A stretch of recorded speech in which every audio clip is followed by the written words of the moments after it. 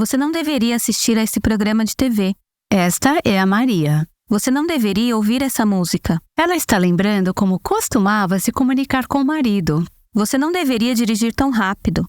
Você pode mudar de faixa agora? Isso soa familiar? Você realmente deveria fazer seu estudo bíblico. Era interminável.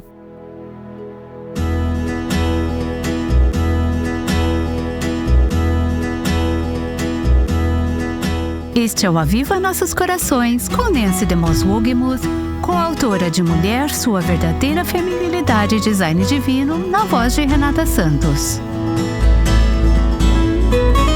Estamos de volta à série O Poder das Palavras. Aqui está Nancy ensinando a um grupo de mulheres. Nos últimos dias temos estudado algumas passagens do livro de Provérbios sobre o poder da fala. Aprendemos que algo tão pequeno como a nossa língua pode causar danos incríveis. Em Provérbios, vimos muitos usos errados da nossa língua e eu gostaria de relembrar alguns deles aqui. Falamos sobre o pecado do engano, mentira, difamação, fofoca, de falar demais e de conversas que não são edificantes. Falamos sobre dar falso testemunho e Provérbios fala muito sobre o pecado de zombaria com a nossa língua. Também fala sobre palavras duras, palavras ásperas, fala sobre palavras perversas, corruptas e más, palavras profanas, descuidadas. Não falamos sobre esta área na série atual, mas outra coisa que Provérbios fala é sobre se ostentar com a língua. Outra área que não abordamos é a briga, palavras briguentas, argumentativas e contenciosas. Aliás, Provérbios também nos lembra que um marido prefere viver no canto de um telhado ou sair e viver sozinho na selva do que viver com uma mulher de espírito contencioso e língua briguenta. A insistência constante pode afastar os homens, pode deixá-los loucos. Muitas vezes fazemos isso com nossa língua. Provérbios também fala sobre uma pessoa tola usando lisonja em suas palavras, palavras ignorantes e tolas. Ao estudarmos o livro de Provérbios nesses últimos dias, fomos constrangidas e confessamos nossos pecados. Dissemos: Senhor, perdoa-me. O espelho da tua palavra expôs o meu coração e mostrou-me as formas pecaminosas como eu tenho usado a minha língua. Vimos que esses tipos pecaminosos de fala estão ligados a um coração pecaminoso. Da abundância do coração, a boca fala. Choramos, oramos e compartilhamos o que aprendemos. Pedimos ao Senhor para purificar nossos corações e nossas línguas. Queremos ter certeza de que não estamos apenas evitando o uso errado de nossas línguas, mas também usando esse membro poderoso da maneira correta, saudável e que traga bênção. Durante esta série, entre uma sessão e outra, uma das mulheres disse: tenho pensado em fazer um jejum de 1 semana sem falar, um jejum com a minha língua. Isso pode não ser uma má ideia. Eu compartilhei com você como jejuei o falar por cerca de 40 horas, exceto quando eu falava comigo mesma em voz alta. Nesse ponto, eu perdi o controle. No entanto, Deus não deseja que fiquemos em silêncio para sempre. Deus deseja que usemos nossas línguas de forma que tragam vida, maneiras que construam, edifiquem e encorajem. Provérbios nos ensina de diversas formas, maneiras apropriadas de usar nossas línguas. As Escrituras nos ensinam a falar palavras que ajudam, animam e expressam sabedoria. Fomos desafiadas a não falar descontroladamente. Devemos falar palavras bem pensadas, apropriadas, gentis e verdadeiras. Uma temática ainda não explorada, a qual é abordada ao longo do livro de Provérbios, refere-se a usar a nossa língua para administrar uma repreensão sábia. Essa situação é delicada, pois embora tenhamos a convicção de que nossa admoestação é sensata, a pessoa que a recebe pode não estar totalmente persuadida da sabedoria envolvida. Ao repreender nossos filhos, membros da igreja ou colegas de trabalho, é essencial garantir que abordamos a questão examinando nossos próprios corações, onde podemos estar vulneráveis. Embora possamos discernir claramente a vida dos outros, nossa visão sobre nossas próprias vidas pode ser menos nítida. Ao admoestar, é crucial fazê-lo com humildade e mansidão, pois há momentos apropriados para repreensões amorosas, sábias e gentis. Provérbios fala sobre a beleza da repreensão dada a quem está disposto a ouvir. Provérbios 25:12. Deus usou esse versículo em minha vida há pouco tempo atrás para me ensinar que eu precisava ter um ouvido que escutasse ativamente a repreensão sábia. Não podemos falar sobre a língua sem falar sobre o ouvido. Se estamos dispostas a administrar a repreensão sábia, precisamos ter certeza de que estamos ouvindo a repreensão sábia quando Deus a coloca em nosso caminho.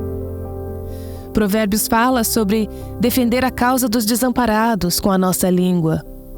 Isso significa que devemos usar palavras cuidadosamente escolhidas. Provérbios 31:9. Confesso que um dos meus maiores medos sobre estar no ministério público e ensinar a palavra de Deus é que existe o grande perigo de pecar com a minha língua enquanto falo com os outros e enquanto ensino a palavra de Deus. Provérbios nos diz que, onde há muitas palavras, o pecado é inevitável. Provérbios 10:19. Sei que quanto mais falo, maior a chance de pecar com a minha língua. É por isso que tento tirar tempo para me preparar e fazer muitas anotações.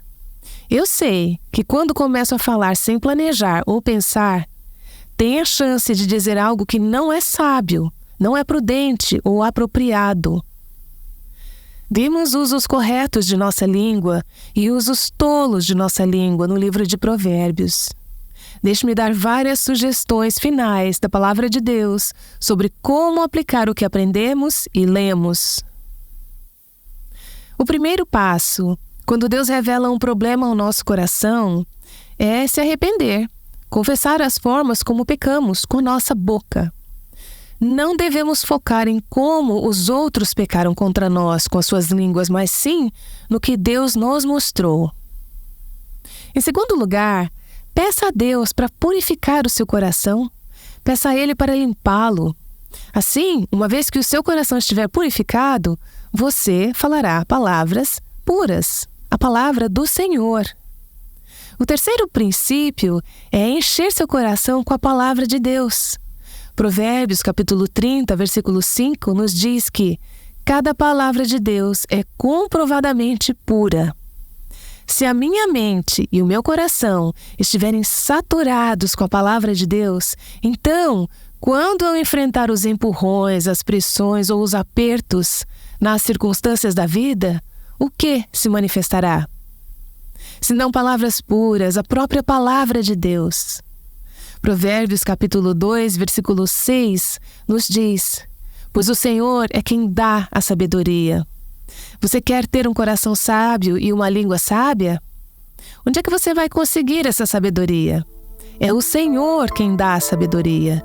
De sua boca procedem o conhecimento e o discernimento. Portanto, encha sua mente, encha seus pensamentos, encha seu coração com a palavra de Deus. Se você está gastando seu tempo ouvindo programas de televisão mundanos, lendo revistas e livros mundanos, enchendo sua vida com informações mundanas, então você vai falar como o mundo.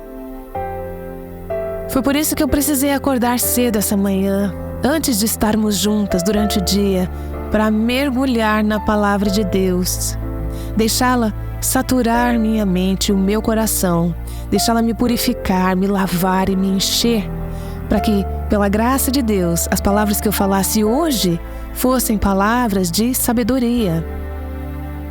Número 4. Precisamos guardar nossas bocas. Precisamos colocar uma vigia, um guarda-costas, um protetor bucal. Precisamos pedir a Deus para guardar nossas línguas e guardar nossos corações. Eu orei muitas vezes ao longo dos anos para que Deus guardasse o meu coração pelo poder do seu Espírito Santo. Ele pode manter uma vigília mesmo quando eu me esqueço de manter a vigília. Mas também preciso guardar minha própria língua. Deus não vai fazer isso sem a minha cooperação. Provérbios 13 nos diz: quem guarda a sua boca, guarda a sua vida. Mas quem fala demais acaba se arruinando. Guarde a sua boca. Provérbios 21, 23 diz assim: quem é cuidadoso no que fala, evita muito sofrimento. Acredito que podemos ajudar umas às outras nesse aspecto com amor e graça. Em situações de conversas em grupo, quando muitas palavras são proferidas e muitas vezes além dos limites, é crucial aprender a realinhar a discussão de maneira graciosa e amorosa. Devemos estar dispostas não apenas a nos trazer de volta a uma postura prudente, mas também a orientar os outros nesse sentido. Há um versículo que não se encontra em Provérbios, mas nos Salmos, que eu vou desafiar você a memorizar e torná-lo parte da sua vida. Salmo 141, 3. É uma oração que por diversas vezes eu orei e me deparei ao me preparar para esta série orando-a novamente. Diz assim: coloca, Senhor, uma guarda à minha boca, vigia a porta de meus lábios. Se eu fosse você, escreveria esse versículo em vários papeizinhos e os espalharia pela casa. Ou colocaria como wallpaper no seu telefone, no seu celular.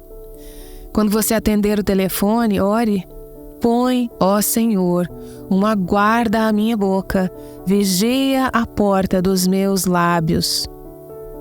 Coloque um no seu banheiro, onde você se arruma de manhã. Coloque um na mesinha de cabeceira ao lado da sua cama. Coloque um no seu carro. Antes de ir a uma reunião, uma consulta ou almoçar com uma amiga, ore: põe, ó Senhor, uma guarda à minha boca, vigia a porta dos meus lábios. As Escrituras dizem que se você guardar a sua boca e invocar a ajuda do Senhor, você manterá a sua alma longe da destruição e dos problemas. Peça a Deus para tornar as suas palavras sábias e bondosas.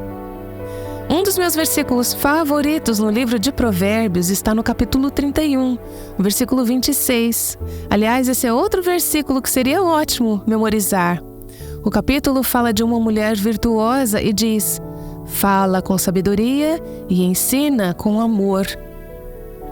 Sua família diria que este versículo descreve você? As pessoas no seu local de trabalho diriam que este verso descreve a maneira como você fala? Diriam: aquela mulher, sempre que ela abre a boca, palavras de sabedoria fluem. Mesmo quando ela está dando orientação ou instrução aos seus filhos e está impondo regras, suas palavras estão cheias de bondade. Ela é uma mulher sábia e gentil. É o tipo de mulher que eu quero ser.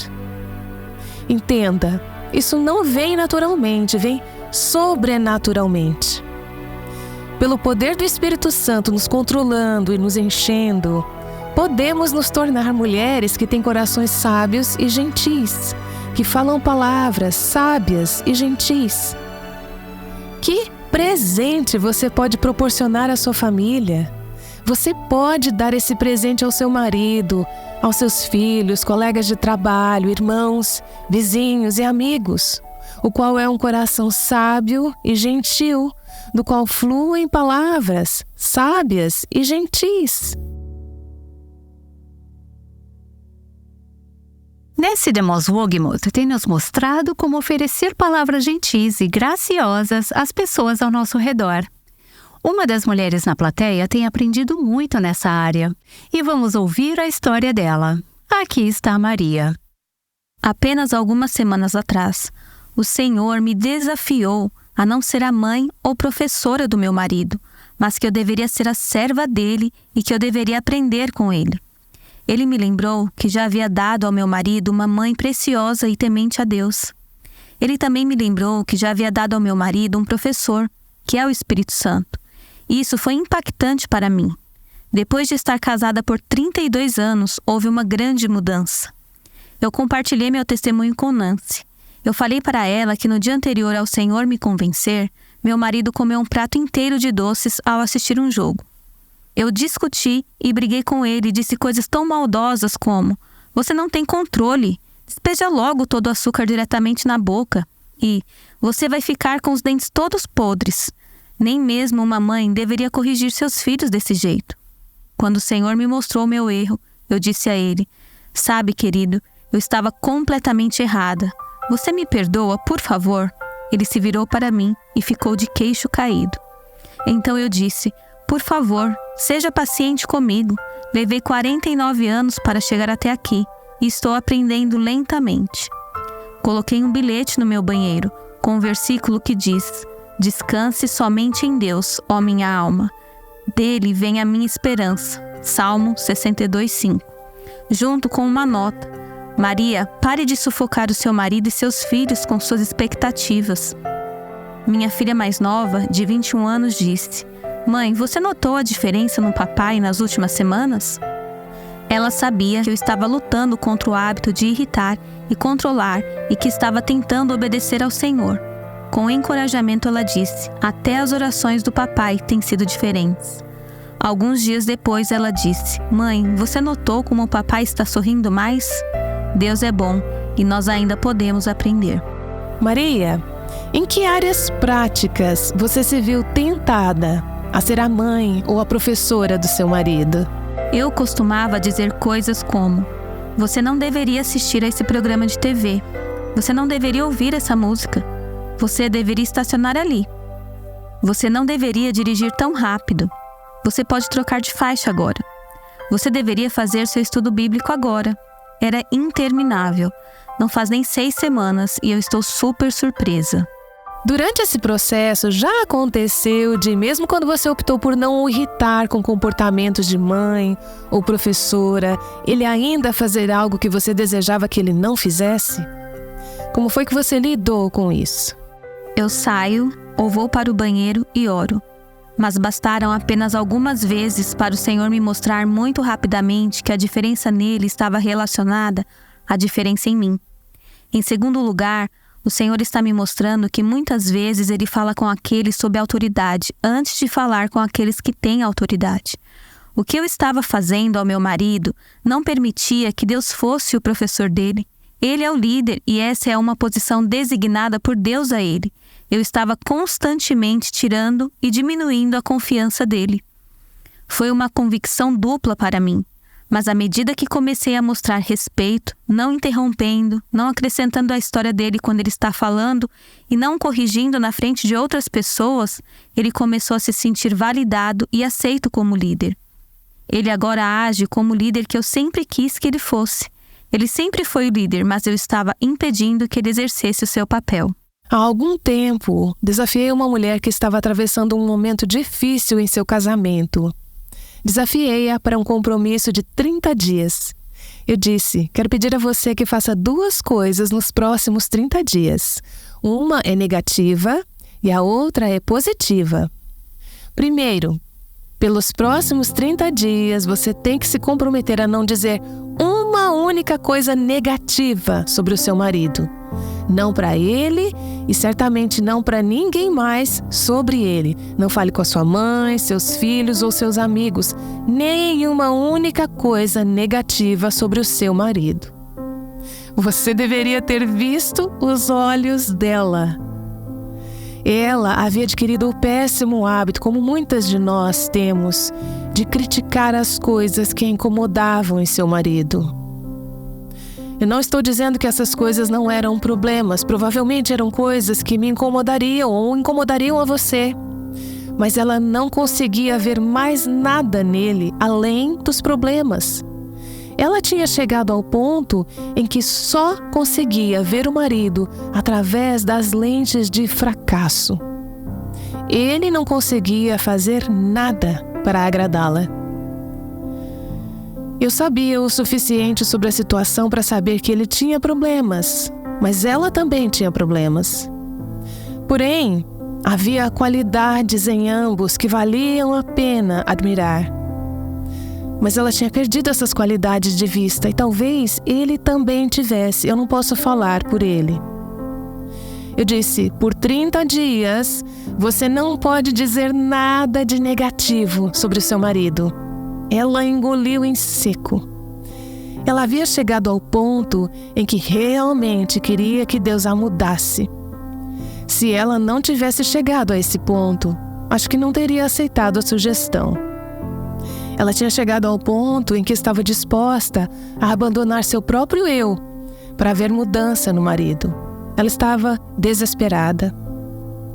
Então eu disse, agora aqui está outra parte do desafio de 30 dias.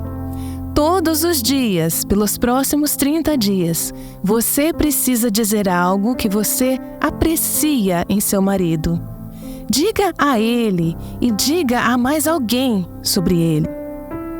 Isso foi ainda mais desafiador de certa forma, porque já fazia muito tempo desde a última vez em que ela havia pensado em algo positivo sobre ele.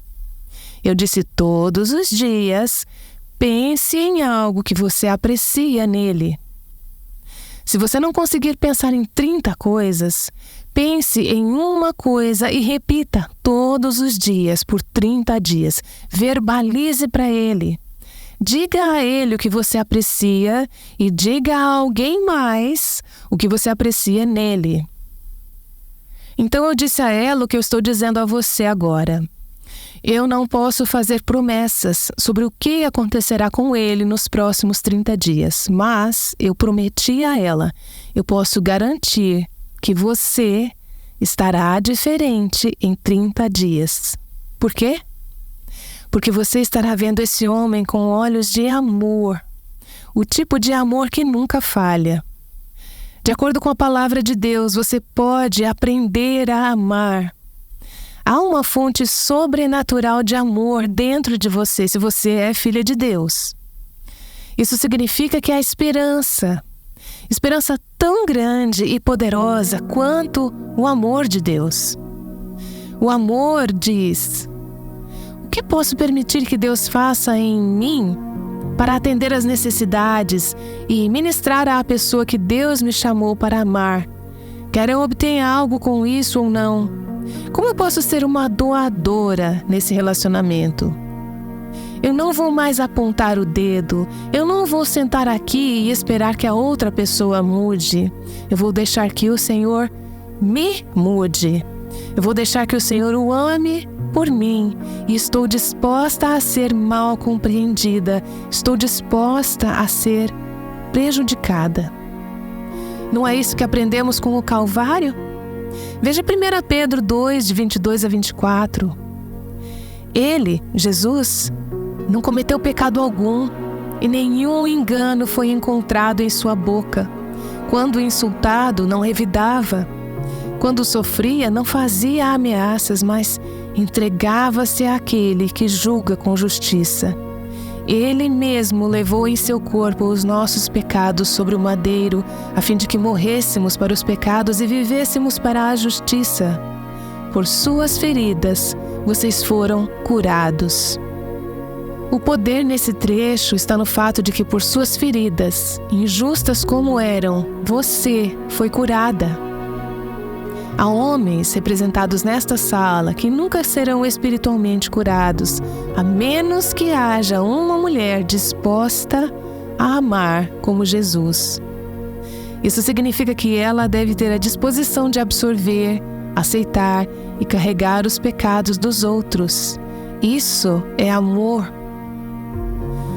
Você não precisa amar dessa maneira. Você pode continuar egoísta, você pode permanecer orgulhosa e miserável. Ou pode deixar Cristo amar através de você. Deixa o Senhor te encher com o seu espírito. Deixa o Senhor te dar um amor sobrenatural pelo seu marido. Bem, você diz, ele vai mudar? Eu não posso afirmar isso, mas eu vou dizer o seguinte: você vai mudar.